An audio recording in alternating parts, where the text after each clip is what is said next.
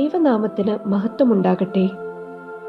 Nazi ക്യാമ്പിൻ്റെ ഇരുൾ മൂടിയ സഹനാനുഭവത്തിൻ്റെ മധ്യത്തിലും ജീവിതത്തെ ഒരു ധ്യാനമാക്കി മാറ്റിയ ആൻ ഫ്രാങ്കിൻ്റെ വാക്കുകൾ പങ്കുവച്ചുകൊണ്ട് ഇന്നത്തെ ധ്യാനം ആരംഭിക്കട്ടെ. I still believe, in spite of everything, that people are good at heart. എല്ലാ ക്രൂരതകൾക്ക് നടുവിലും മനുഷ്യരെ വിശ്വസിക്കുകയും സ്നേഹിക്കുകയും ചെയ്യുക. ദൈവത്തിന് മനുഷ്യനിലുള്ള സ്നേഹവും പ്രതീക്ഷയും വിശ്വാസവുമാണ് യേശുക്രിസ്തുവിൻ്റെ ജനനവും ജീവിതവും അവൻ്റെ മരണവും.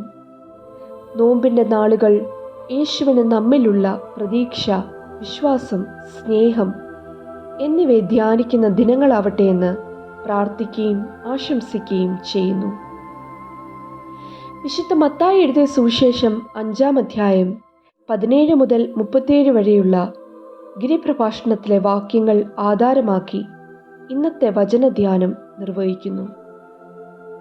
നോമ്പ് ദൈവവചനത്തെ ഹൃദയത്തിൻ്റെ ഭാഷയാക്കുന്നതിലൂടെ എന്ന ചിന്ത പ്രധാന വിഷയമായി ഈ ധ്യാനത്തിന് നൽകുന്നു.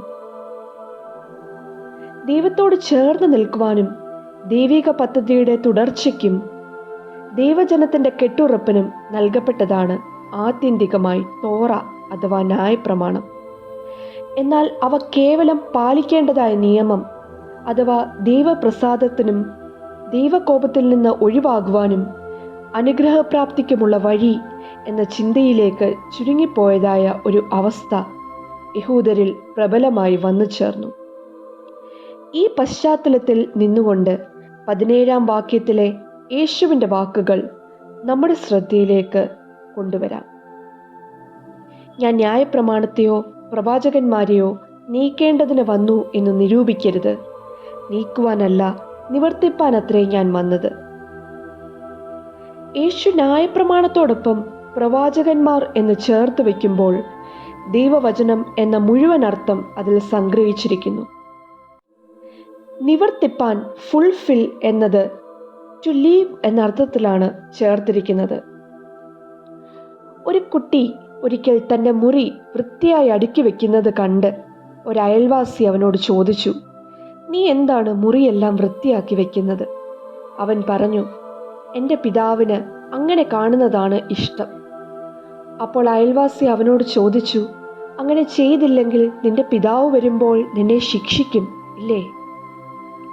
അവൻ ദേഷ്യത്തോടെ ആ മനുഷ്യനോട് പറഞ്ഞു, എൻ്റെ പിതാവ് എന്നെ ശിക്ഷിക്കുമെന്നുള്ള പേടി കൊണ്ടല്ല, മറിച്ച് എൻ്റെ പിതാവിനോട് എനിക്ക് സ്നേഹമുള്ളതുകൊണ്ടാണ് ഞാനത് ചെയ്യുന്നത്.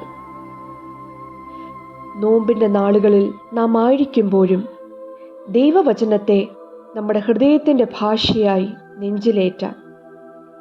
അത് ദൈവം ശിക്ഷിക്കുമെന്ന ഭയത്തോടെയോ ദൈവത്തെ പ്രസാദിപ്പിച്ച് എന്തെങ്കിലും സാധിക്കാം അഥവാ ഇത് ചെയ്യേണ്ടതാണല്ലോ എന്നുള്ള ഭാരത്തോടെയോ അല്ല, മറിച്ച് ദൈവത്തിൻ്റെ സ്നേഹം ദൈവവചനത്തെ ഹൃദയത്തിൻ്റെ ഭാഷയാക്കി തീർക്കുവാൻ, ദൈവജനമായി ജീവിപ്പാൻ നമുക്ക് പ്രേരക ശക്തിയായി തീരട്ടെ.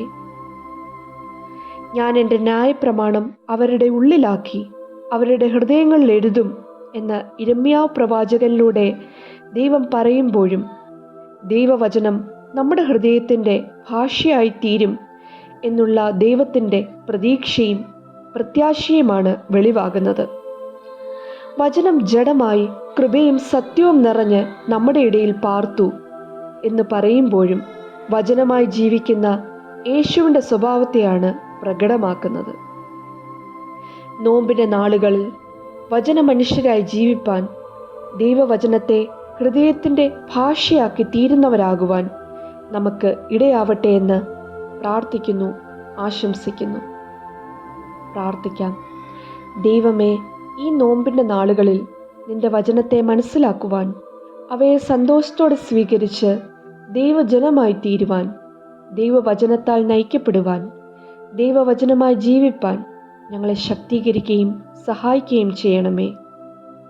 അതിനായി ഞങ്ങളെ നിന്റെ കരങ്ങളിൽ സമർപ്പിക്കുന്നു. യേശുവിൻ്റെ നാമത്തിൽ തന്നെ.